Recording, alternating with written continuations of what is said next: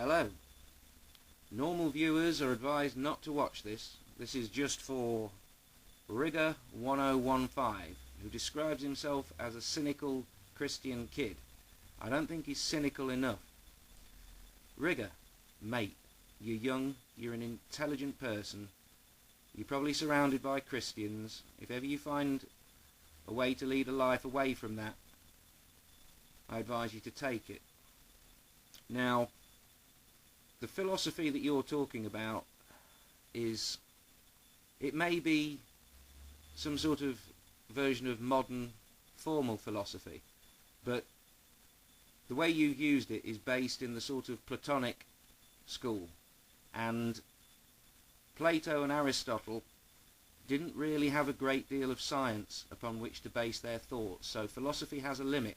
I think Einstein said that there were problems with science without religion and with religion without science. Those same problems apply to philosophy without science. Now then, I'm going to have to talk quickly because I've got lots of pages of notes, which is basically what's needed to deal with something along the lines of what you put up. So, your basic statements. Number 1, no problem. Number 2, no problem. Number 3, no problem. Number 4, you say being and non-being are opposites. That's your first mistake. That's where it falls down. They're not opposites. Non-being is simply the absence of being. It is not the opposite. For it to be the opposite, it would have to exist. It doesn't. It's simply the absence of existence. Does darkness exist? Does coldness exist? Does death exist? No, they don't. They are just the absences of other things. You can't have a beam of darkness. Look into physics. It's absolutely unarguable. These things are not things. They are the absences of things. And being is non-being is merely the absence of being.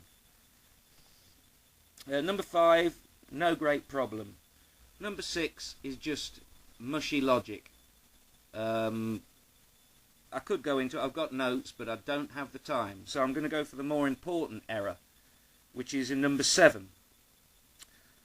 Only necessary, this is the way you worded it exactly. Only necessary being can cause a contingent being. Now you're starting to drift from reality from this point onwards.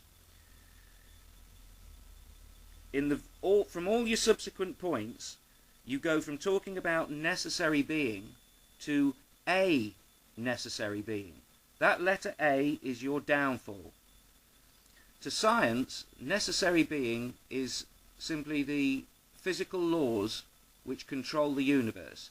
If you supplant every single use you make of a necessary being and put in its place the physical laws of nature, the whole thing falls down. And to science, the only necessary being is the laws of nature. Your logic eats itself.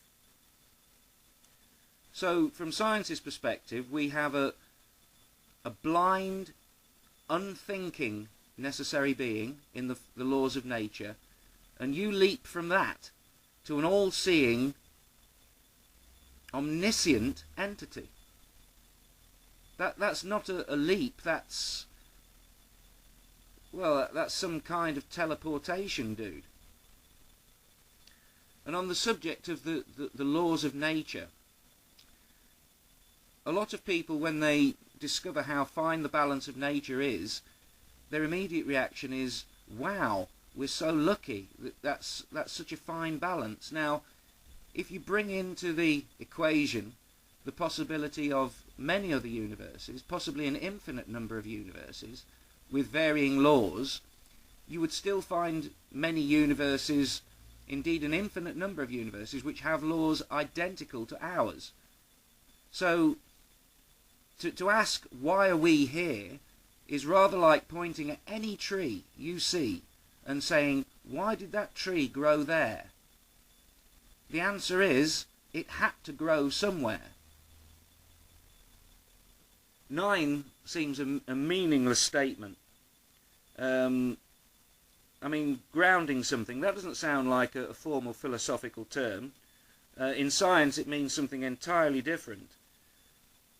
Your conclusion is sound, but you're still putting that A before necessary being.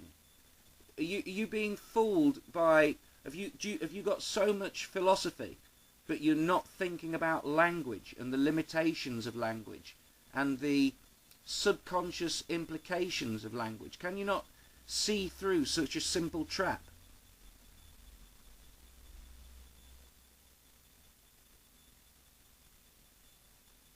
So, to repeat myself, the necessary being is the laws of nature, not a necessary being. Number 10.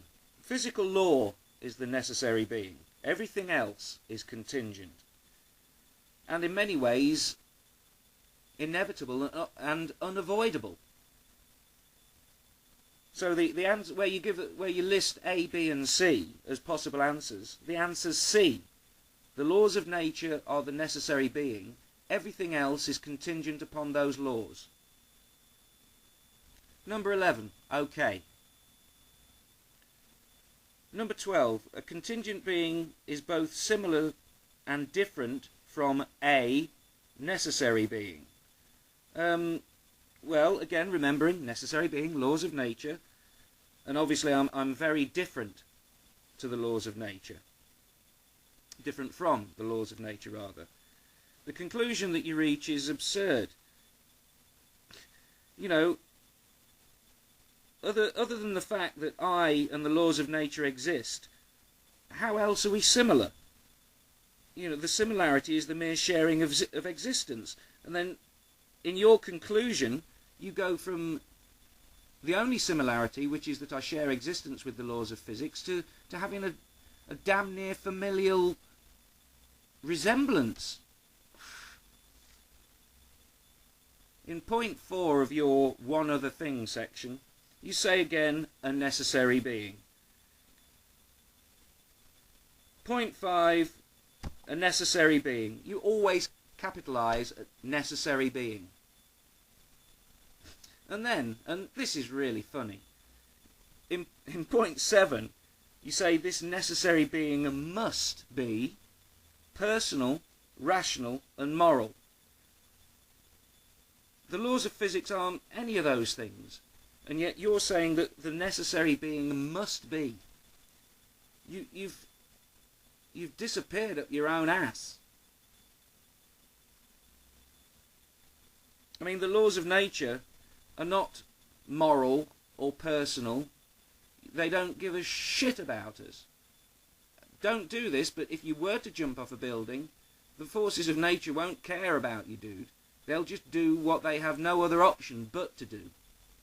And somewhere in there, I can't be bothered to go and look back and see where, but you say the necessary being is also eternal, uncaused, unchanging, unlimited and one, and cannot be limited by any possibility of what it could be. So in other words, it is not constrained by what is possible. Anything that's proposed that is not bound by what is possible is by definition impossible. You've actually disproved God.